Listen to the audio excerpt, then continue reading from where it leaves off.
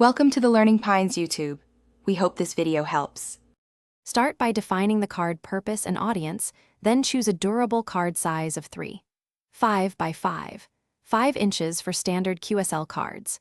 Design at 300 dpi in CMYK with a 125-inch bleed so printers can trim accurately and colors remain consistent.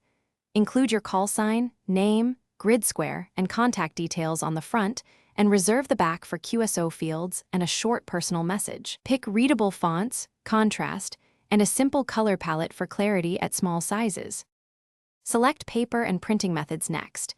Use 300-350 GSM matte cardstock for a professional feel that resists bending and ink bleed. Print double-sided with registration marks and proof one copy before the full run to check alignment, color, and text legibility. Leave a 0.25-inch margin around important text and graphics so trimming doesn't cut into information. If you plan variable data like QSO logs, set up a template for inkjet or digital press output and include crop marks. Prepare records and mailing.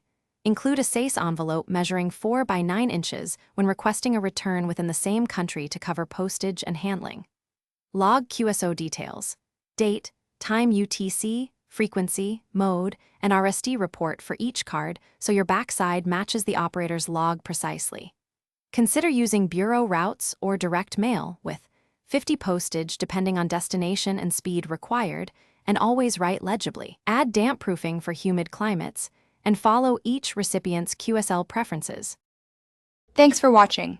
Consider subscribing if we helped you.